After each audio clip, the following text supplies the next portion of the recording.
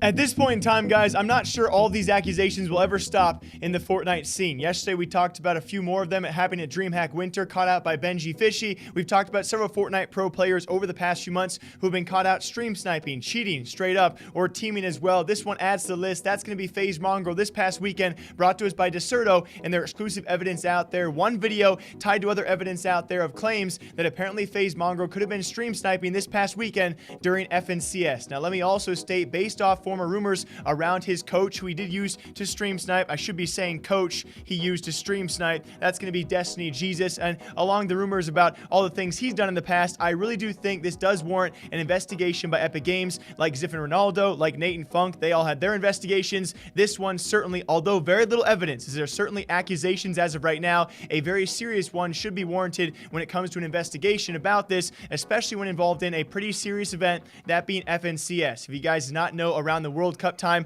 there were plenty of rumors around this coach, DestinysJesus, also helping stream snipe for other players out there as well to help them qualify, and now rehashed is all of this drama. Ironically enough, all of those former tweets of DestinysJesus talking about stream sniping now coming back to bite him in the butt. But again, brought to us by Deserto, the exclusive evidence out there right now is a very short clip where Mongraal talks about another team out there who they apparently had interacted with and then had moved on to a different location, that being Pleasant Park. And here is that clip, guys. Take it for what you want, but you can very clearly hear Mongraal actually talking to a third-party source, supposedly being DestinysJesus, about the location of another team they'd actually interacted with before.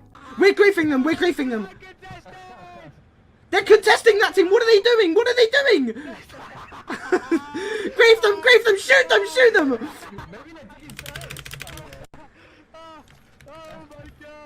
Oh my gosh, that is so Are they contested, Destiny? Yeah, it's a different team.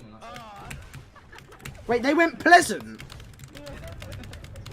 Pleasant? What are they doing there? And all of that tied to the fact of now a screenshot of that Russian squad, apparently who they had gotten in a fight with previously as well, had then moved on, according to the screenshot, to Pleasant at the same time of this story breaking. Although, again, when it comes time for confirming these kind of things, it's very tough to actually identify a third-party coach who is in a Discord server who is apparently talking to Mongraal and maybe other players as well. Alongside, it's hard to coordinate these screenshots as well, but supposedly it was that Russian squad. Even further than that, Mongraal, probably rightfully so, smartfully so, actually not responding about this. We have seen it time and time again when these pro players do respond. It pretty much almost admits their guilt in the situation. He has chose not to respond about this at all so far. According to Deserto, though, as well, his editor apparently has actually deleted a tweet or a reply ever since the situation. At the time of the story breaking, he had supposedly said a few words himself about how apparently these kind of things happen. Everything happens for a reason and can only stay hopeful at this point. So what did he mean by that? Well, we have no idea. It seems a bit of a fishy timing when it comes time for deleting that response about the situation.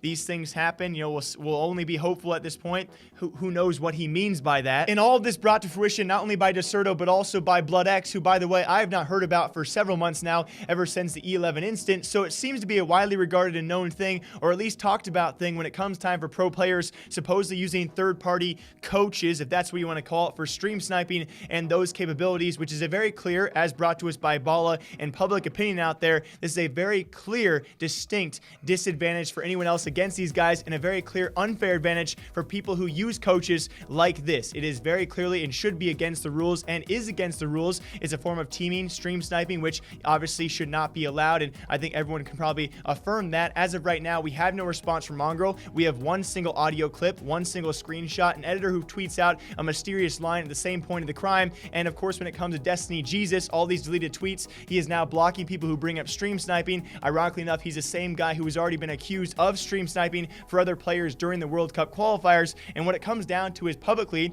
if Epic Games sees this evidence so far, is this enough evidence to warrant an investigation of these said players, that being at least Mongraal, at least DestinysJesus, maybe teammates and other former players and teammates as well? I think so. We will see what happens around this, guys. I think Mongraal taking the right approach so far throughout this. I hope it's not true, but seemingly so far throughout the Fortnite pro player base, we have seen this time and time again. It's a matter of not if it's happening, it's a matter of if you get caught doing it, because it's seemingly happening a lot more than we know about. Until next time, I hope you guys all enjoy breaking down Fortnite gaming esports news here every single day, all day long. Until next time, take care. I'll see you guys back here sometime soon.